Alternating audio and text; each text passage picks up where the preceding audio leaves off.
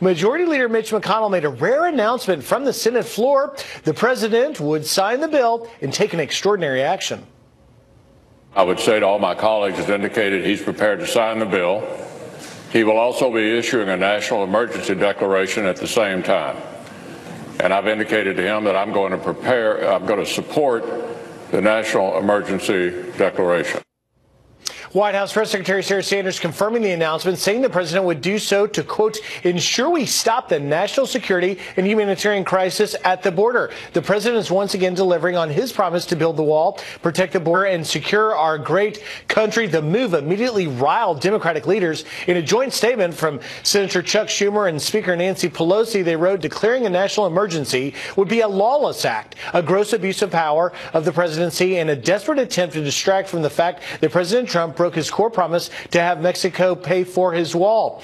Senior administration officials, though, Heather, confirmed to Fox News that the president is going to announce $8 billion for a border wall using executive action to free up that money from different agencies. But can he do it? Well, technically, yes, but not without conditions. When we consider executive transfer authority, you have to keep a couple things in mind. Here they are. Number one, Congress controls the power of the purse. They originate the spending, but the president can use transfer authority at times to move money around, but it's got to get congressional appropriators from both houses on the committees pertinent to those departments to sign off, and already Democratic appropriators are signaling that they are not going along with this. And there are reportedly a number of legal challenges on the horizon that will try and step in and block this emergency declaration. We'll find out, Heather, how this all plays out. But one thing's for sure, we're getting an announcement at 10 a.m. today in the Rose Garden from the president. Yeah, we sure are. And coming up in just a little bit, we're going to talk to Freedom Caucus member Ralph Norman, who will have his take on all of this and what he thinks is going to go down. Thank you so much, Griff. Well, as Griff was just saying, lawmakers on both sides of the aisle, they're reacting to that, and they're also reacting to this overnight. The president is expected to declare this national emergency. The move would free billions for border security. We've got people who don't believe he has the authority, which Congress has delegated to him. So he has the authority, and he has access to billions of dollars, and I think he's going to use it, and he's going to use it wisely. I represent West Point. You are literally talking about the funds that are going to be used to expand the cemetery. This is a declaration of failure by the president and of weakness, and it's disgraceful. When you look at how the presidents, President Obama, President Clinton, President Carter treated the Antiquities Act or the Emergencies Act, they have always expanded the scope of presidential power. This president is much more limited in the scope and acting on a true emergency. Well, the president expected to deliver those remarks on national security and the humanitarian crisis on our southern border this morning around 10 a.m. Eastern before heading to Mar-a-Lago for the weekend. And we will have all of that for you right here.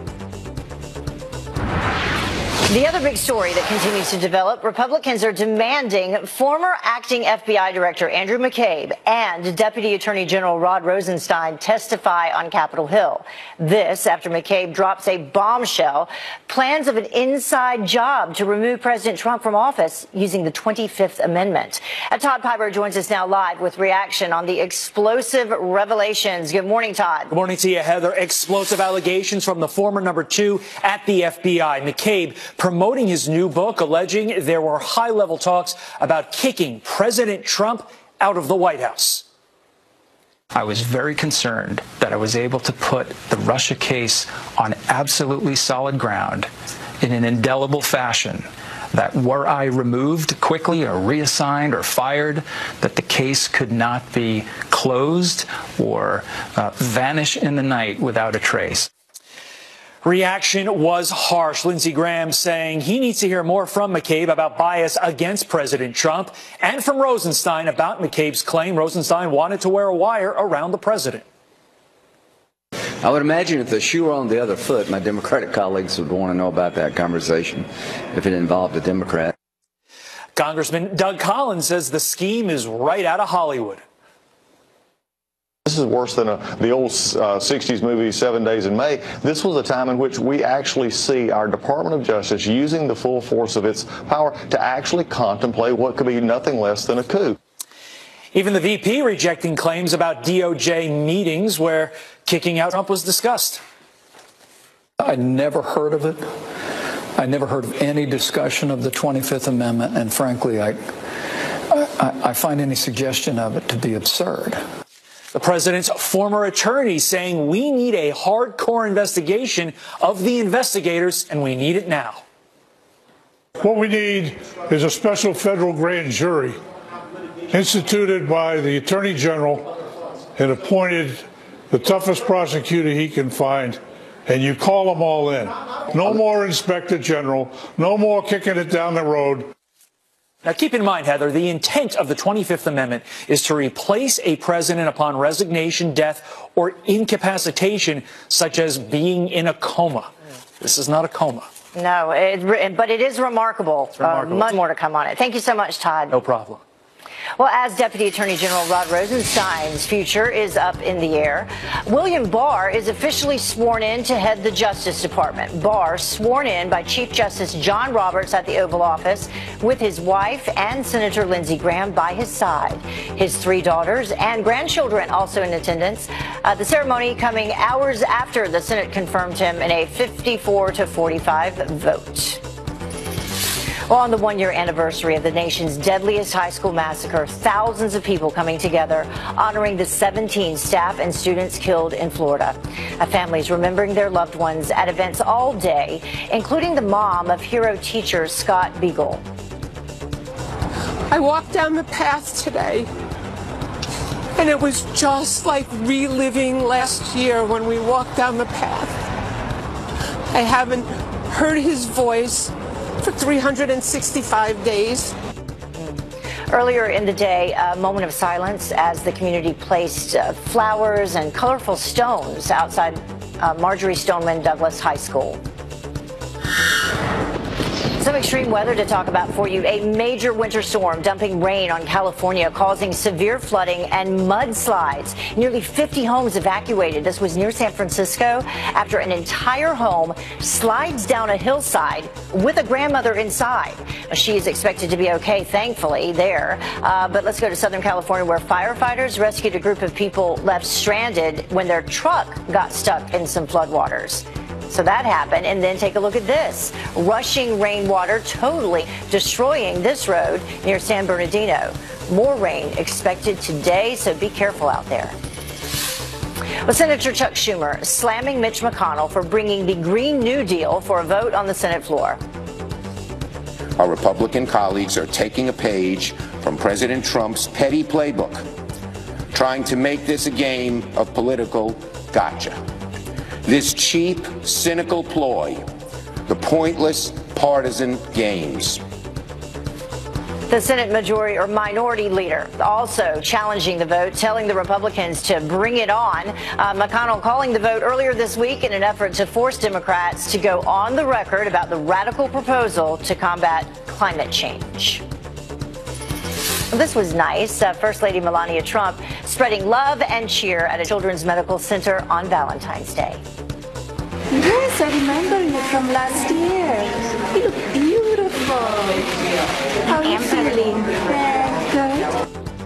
The First Lady remembering a patient while handing out Valentines at the National Institute of Health's Children's Inn for a second straight year.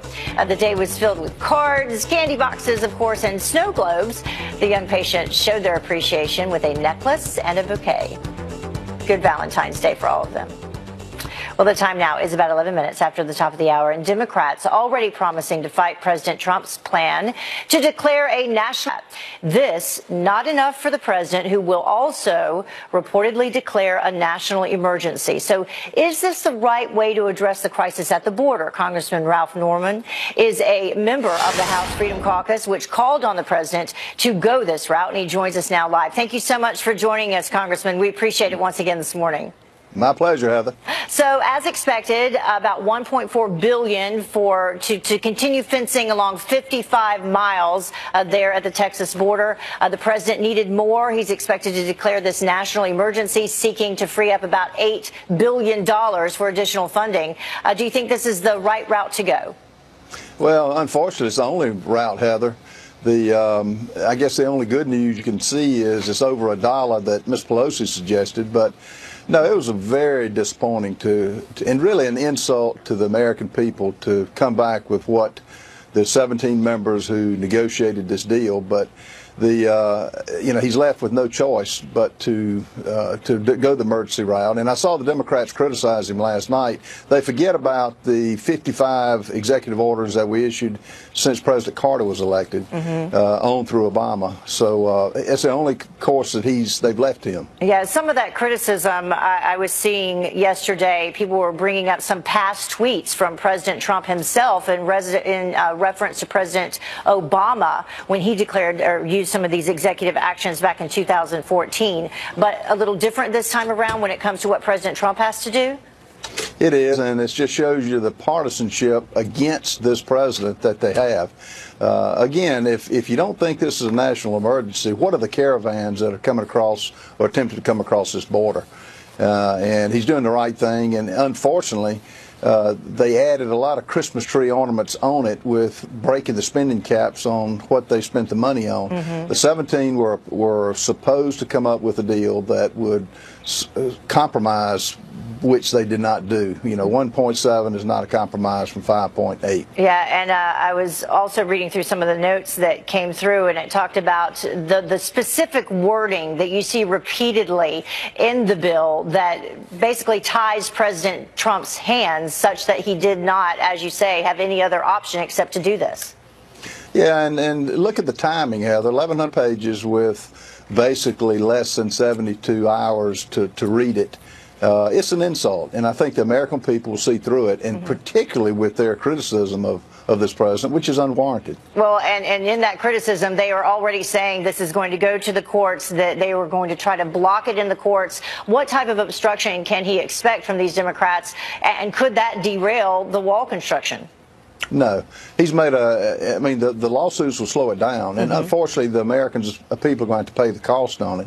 But we expected that when we met with the president. The lawsuits were coming, but we just hoped it would not be this bad, but it is, and it's just well short of what's needed. And when we went to the border, the 9 other congressmen that went with me, you can see the crisis that we're in.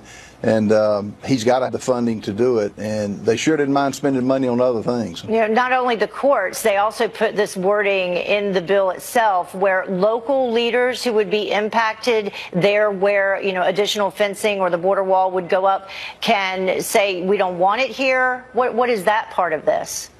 Well, yes, they dictated, of the 55 miles that they said the wall should go, they dictated the terms and conditions, which just the attempt to handcuff him when it comes to where it's built is a sad case, and they ought to go to the experts who are there. When you talk to the Border Patrol agents and the sheriffs that are along the border, particularly in where we went in Arizona, it's crystal clear. They know where they need to put the wall, and for the language to be as it is unfair, and I think, again, the American people are going to see right through this. Yeah, and the people down there, what the CBP was requesting, they said you need about 200 additional miles. We've talked to ranchers from New Mexico, Texas, as you mentioned, Arizona, and they're down there on the front lines, and they've all said, a significant difference in the type of people who are trying to cross the border illegally, not so much these families, but, dangerous people who are trying to cross the border is what's happening now, and they do need this wall.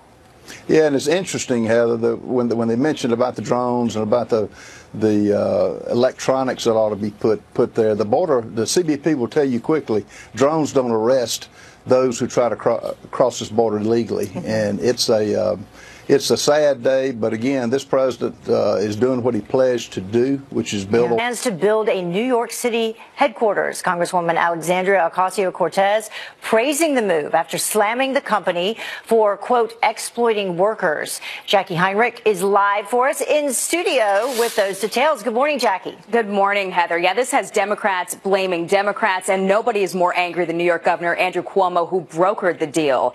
The second headquarters would have created 25,000 jobs, and real estate in Long Island City was already booming. But a group of Democrats brought this deal to its knees. They were angry about the nearly $3 billion in tax incentives it took to lure the e-commerce giant. Amazon levied the blame, writing, quote, while polls show 70% of New Yorkers support our plans and investment, a number of state and local politicians have made it clear they oppose our presence and will not work with us. Governor Cuomo is furious at the loss, which he says would have amounted to $30 billion in new revenue for transit improvements, new housing, and schools. He called for the state Senate to be held accountable, writing in part, a small group of politicians put their own narrow political interests above their community. New York State Senate has done tremendous damage. Meanwhile, cheers from the freshman congresswoman who represents the neighborhood. I think it's incredible. I mean, it shows that everyday Americans still have the power to organize and fight for their communities, and they can have more say in this country than the richest man in the world. Apparently at odds with the governor's calculations on the return in investment, she lobbied against the tax breaks, saying the community needed more investment, not less. A number of other Democratic lawmakers said they were disappointed that Amazon bailed without working with local leaders. Still no word, though, on where Amazon might call home instead. Heather. Interesting. A lot of movement yesterday on that. Jackie, great to have you with us in studio. Thanks. All right. Have a good day. You too. Well, now, according to Fox News contributor Mark Thiessen, the star of this Amazon debacle is Congresswoman Alexandria Ocasio-Cortez. Ocasio-Cortez is a wrecking ball inside the Democratic Party, and as a conservative, I'm sitting here with popcorn watching it happen. This was a deal that was negotiated by the Democratic governor of New York, the Democratic mayor of New York, sponsored by Democratic legislators, and she comes in, the newly elected Democratic socialist, and wrecks the deal and creates such a hostile environment to the point that Amazon said, we don't want to work in this environment, we're gone. And they took 25,000 jobs with them. And just to show you how economically illiterate she is, she said the city was paying for those jobs. There's no $3 billion. So literally, she doesn't understand that there's not $3 billion. Amazon took the $3 billion away with it, along with 25,000 jobs. Admitted to CBS, the department had plans to remove President Trump from his office using the 25th Amendment. Well, the Green Beret accused of murdering a suspected terrorist wants his charges dropped. Major Matthew Goldstein claims that the lead investigator in the case is practicing stolen valor. We received a copy of the charges that this special agent is facing now, and the stolen valor is really important, that he was wearing awards that he did not rate, that he was doing that for personal gain. Well, his lawyer went on to say that an anonymous tip led them to investigate Army Sergeant Mark Dela Cruz. They say that he did not earn several awards, including a Purple Heart. Major Goldstein is accused of killing a suspected Taliban bomb maker in Afghanistan. Well, as Venezuela's political crisis worsens, the disputed president reveals the country held secret meetings with the U.S. envoy, Nicolas Maduro, telling the Associated Press that he is holding out hope of meeting President Trump and that he predicts that he will remain in power. And Maduro's comments come as President Trump prepares to give a speech on the dangers of socialism in Florida next week. He recognizes Venezuelan opposition leader Juan Guaido as the country's president. Well, California Republicans now calling for a redo vote on one of the state's high-speed rail projects through the Central Valley. Governor Gavin Newsom deciding to derail the plans for a larger project from San Francisco to Los Angeles earlier this week. Lawmakers say that Newsom is putting forward a, quote, bait and switch, contradicting what he promised voters back in 2008. So we'll continue to follow that. But in the meantime, former FBI Director Andrew McCabe, as we told you, tells all, admitting that he made sure the Russia probe could not be touched. I was able to put the Russia case on absolutely solid ground in an indelible fashion, that were I removed quickly or reassigned or fired, that the case could not be closed or vanish in the night without a trace. So what does this mean for the investigation? Here to weigh in is constitutional law attorney and former prosecutor Jenna Ellis. Jenna, thank you so much for joining us. Hot topic today. It is always great to see you, Heather, especially on a day like today. Right. So as we just said, what does this mean for the investigation? He said he did his part to make sure that this wouldn't disappear under the cover of night. Well, this is clearly a partisan political tactic, and it has been from the very beginning. And so we can see that while no collusion with Russia has been found at all, and we know that this is just a complete sham, now McCabe is going for his 5 minutes of fame, going on 60 Minutes, and basically validating that. And this is what the law calls a statement against interest, because anyone who has any legal background, who has any understanding of what the FBI's genuine obligation is here, will understand that this is someone who is incredibly what we would call deep state by just wanting to make sure that President Trump is taken down because he doesn't like the fact that this particular individual was elected and duly appointed to the office of the president. It's political partisanship, nothing else. And just to break it down for everyone at home, he admitted that he launched this obstruction of justice and counterintelligence investigation involving the president. He said he did it immediately after the president fired former FBI Director James Comey, and that on top of that, they discussed whether to recruit cabinet members to invoke this 25th Amendment. Yeah, and so the 25th Amendment, the purpose of that, and of course it was ratified in 1967, and it established the succession and to make sure that if a president was duly and constitutionally removed from office by death or disability, not because you disagree with his policies or politics or the fact that he's a Republican. And so the 25th Amendment cannot be invoked just for political partisan reasons, and the conversations, if true, from McCabe show that this was an incredibly partisan maneuver that was seeking to undermine the legitimacy of the American voters. And this needs to be restored in terms of legitimacy of what law enforcement is designed Jenna, for, can I not ask you this? partisanship. Can I ask you this? So you say, before we run out of time, that this was a partisan move, but did he abuse the law? Absolutely. And I think that all of the statements that he made on 60 Minutes can be used against him. He was referred to federal prosecutors. He's already been found to have lied under oath 4 times, 3 of them in front of Congress. So absolutely, he should be prosecuted, not just fired. Where does this leave Rod Rosenstein? I think that an investigation into him is appropriate at this point, but at the same time, Missouri loves company, and so for McCabe to simply try to bring this up again, I think there should be some suspicion there, but at the same time, I agree with Senator Graham that the Senate Judiciary Committee and other members of Congress and their oversight committees really need to look into this and make sure that they're doing their oversight job of the FBI. We will see if that happens. Jenna Ellis, live for us this morning. Thank you. Thank you, Heather. Well, the time now is about 20 minutes until the top of the hour. Nancy Pelosi but butterflies don't have a chance. A federal judge tossing a lawsuit from the National Butterfly Center to block construction. The center tried getting a restraining order because the wall cuts through its Texas property. They also claim the government violated their 4th Amendment rights. The judge ruled that there are no facts to back up those claims. But it is included in a protected area in the spending bill that was just passed. So they have that. Well, Capitol Hill is buzzing after President Trump announces that he will declare a national emergency after signing the new border wall. Carly Shimkus with Fox News Headlines 24/7 Sirius XM 115 here with mixed reaction from lawmakers, you could say. Oh, yeah. It was a busy day on social media. It was a busy day on Capitol Hill, of course. Yeah. So the debate really comes down to whether you or not you think that our southern border is in a state of emergency. And House Minority Leader Kevin McCarthy is siding with the president. He tweeted, "We face a humanitarian and national security crisis at the border that must be addressed. This funding bill is a critical step in the right direction, and I support the president in declaring a national emergency."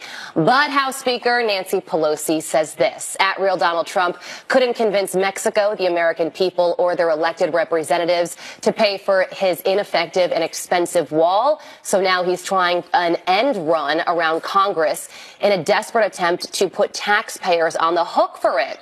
So while there is concern among conservatives that this could set a bad precedent, a lot of the president's supporters say on social media that Democrats really forced the president's hand. Steve says a wall is needed and only he has the guts to do the unpopular yet right thing for the country. And Matt tweets, "One side says there's a crisis, the other says it's all made up. Regardless of where the truth lies, a country should have secure borders. It is that simple." So we await what the president has to say. Yeah, 10 a.m. Eastern, we will carry that. That's so right. Apparently with this national emergency declaration and an additional $8 billion in funding, he says, that we need. So. Yeah.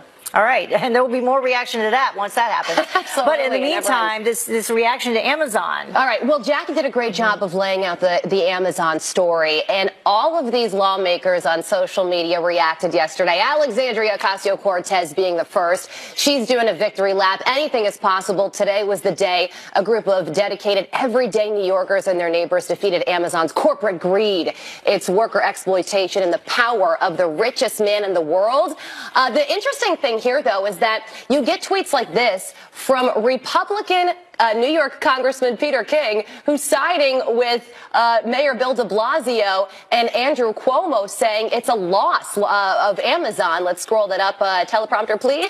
The loss of Amazon is terrible for New York, all because progressives put sanctimony and ideological purity before workers and taxpayers. Sad day for New York. And then while this is kind of, a New York story, you have this from Lindsey Graham, who says Mr. Bezos, South Carolina, would love to have you locate your new headquarters here in South Carolina. It's a great place to do business. I was going to say not necessarily a New York story now because they have to choose somewhere else to take it. So good news for that state. Another state, actually, it's been very windy here in New York. It has been. There was this unusual advisory. There was and this happened in Cleveland, actually, so it's windy in all different parts of the country. I have never seen something like this before. The National Weather Service tweeted a small dog warning saying, hold your pooch.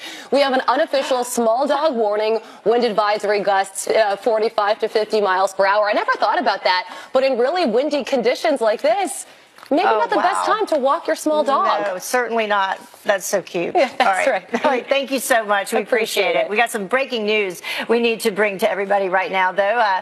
The vice president ending his trip to Poland. We just lost that shot. But he is now headed to Krakow, where he and the first lady plan to tour Auschwitz, wrapping up his trip there to Poland. So much more on that throughout the day. But in the meantime, the time now is about 15 minutes until the top of the hour, and a new report now naming, I should say, America's most corrupt cities. Why number one may not want to destroy the economy with the Medicare for all, or you want to destroy it with the Green New Deal. So, Green New Deal. And the other thing I want to make the point on this, he says he's not for universal basic income.